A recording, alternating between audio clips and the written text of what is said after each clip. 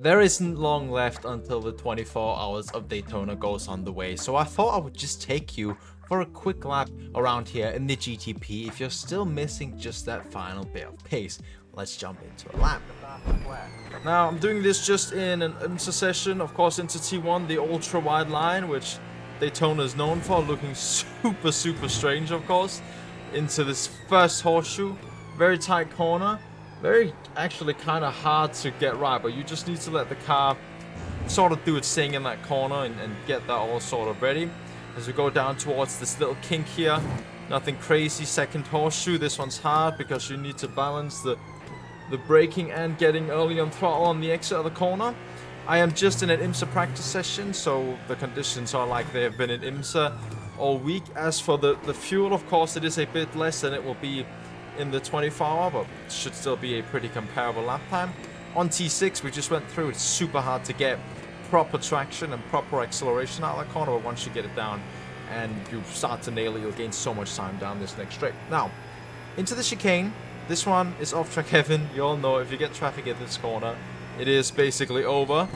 But just learning to stay away from those off-tracks like that and still pushing it to the limit will gain you so much time. Now, let's go take a look at the lap itself. Now, back in analysis mode, the lap time ended up being a 1 minute 29.3 on IMSA race pace conditions. Let's just jump straight into it. Of course, into T1, we all know this super wide and super unrealistic line. I brake right here, just around this first white line that you can see is in the ground, and then I aim super wide. You can see at this point I'm pointing straight towards the cones. Basically use so much of the entry here to sort of carry that more speed into the corner and through the corner. This can really enhance your driving if you know how to do this line. I'd recommend practicing it, and also if there are marbles, if it's raining, and some cars like the Ferrari can be sketchy out there. So it's definitely a more risky line, but once you get it under control, it can gain you quite a bit of time. Make sure you've practiced it. Super wide line here. I take it down to second gear, and you can see at this point I'm turning in towards the corner, and you can carry a lot more speed. Especially you'll notice it here because you also have a better angle taking that wide line, so at the apex you'll have a better angle. You'll be able to get early on throttle. Throttling up in second gear on really good conditions. This is a little secret that I kept for myself. You can actually take this in third gear, so if you're in really good conditions and if you nail that wide line, but that might only be you know, a top split thing, I guess. It's a secret. It can be fast if you do it correctly, but it's hard. These two kinks right here, easily flat out, no issues in this. Coming down towards this corner, I actually aim to brake just as I pass this final line. You can see there are these lines in the pit exit. Right after that, I brake the car down. At this point, we're in fifth gear. Brake it down to first gear. Sort of turn in a little early, but also leave it kind of late so you get a good angle into the corner, but you also don't want to turn in too late.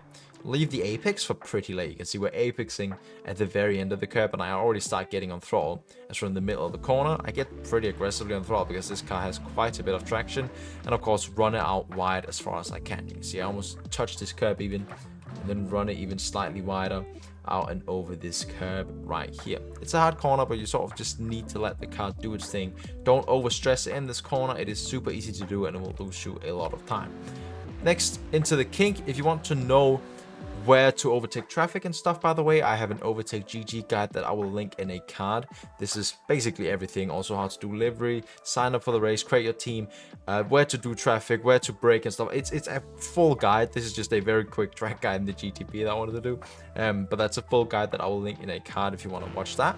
Now into the second horseshoe, I brake just after. You can see there's this little kink, or where the sort of the road, the access road goes in. Just after that kink, I get onto the brakes in sixth gear. You can see I smash the brakes to 100% and then trail brake off, of course. Now, luckily enough, you can see there's kind of this line in the middle of the road that you can actually sort of follow until you start getting closer to the apex, of course.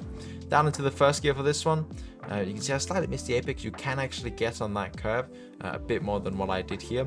I wouldn't recommend going all over it because it'll be harder to find the traction, but once you're sort of apexing, you can go a bit more over it. Smash the throttle down, try and keep it tight around the exit so you don't end up running too wide, and then you can sort of take it out wide here. Down to turn 6 is probably one of the trickiest corners on the track, at least the most tricky in my opinion, because it's hard to find traction. You can see I start braking Right here, actually go a little bit out to just widen the track as much as possible. Start braking right here when this little access road starts. Take it down to second gear. Turn in right here where this piece of grass ends. Apex here, and then right as I'm at the apex, there's a long straight coming up. So right as I'm at the apex, I get on the throttle, start accelerating out. Use as much as possible, but try not to get out on this curb, because getting out on this curb, there is not as much traction as there is on the asphalt. And then from here on, there is just a long straight. Of course, pretty good for traffic. You can sort of overtake whatever cars you need to do here. It's better than getting them in the corners necessarily.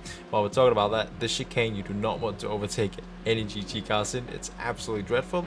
But while you're on a clean lap, you can see we're all the way up into the wall, braking right before the 1 meter board. And this is me basically sending it, and well, it's still on race pace, but you know, perhaps you should try and brake a little bit earlier, because I'm also pushing the track limits to the absolute limit here. You know, you're probably going to be, it's probably a good idea to be a bit more careful if you don't want to off track it, but I'm pushing it to the absolute limits, braking right before the 1 meter board, braking around 50% or so, down to 5th gear right here, and then I actually change down to 4th in this direction change.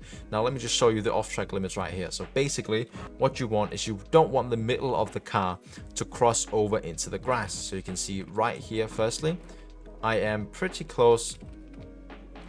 I actually could have used a slight bit more. Basically, you don't want the middle, let me just play in slow motion. You don't want the middle of the car to cross over the grass. So this little thing in the diffuser, you can see if that touches the grass, you're basically getting off track. So right here, super close, I'm pushing the limits to the maximum right there on the off track, as well as here you can see getting pretty close to the grass there, as well as on the exit of the corner. On the exit, it's slightly different with the off tracks. You need to be a little bit more mindful of this, because there is actually a bit of, oh, that's the wrong one. There is a little bit of grass here, which will also give you an off track. You know, it kind of cuts in here, and that will also give you an off track because it's part of the grass. Now, what I would recommend is actually taking a pretty tight line. You can see this is the widest that I go away from the grass. I take a very tight line, and that's to make sure I can carry the exit, both on the exit and on the entry. You can see I'm already on throttle here. After this second curb, I get on throttle.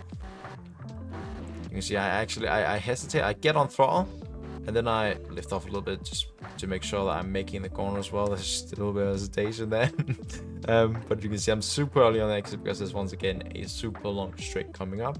A little secret, if your setup has enough rotation in the Ferrari, you can take this in 5th gear, in low temps, of course. If it's an understeer setup, stay in 4th. It's still fast. It's not like it makes a big difference, but 5th is just more consistent and slightly faster as well. Now, I do hope that you learned something from this very quick track guide. As I said, if you want a full guide on everything Daytona, go over to Overtake GG. There's a link in the description as well, if you want to go check it out. Now, I wish you all the best of luck in the 24 hours of Daytona. Bye.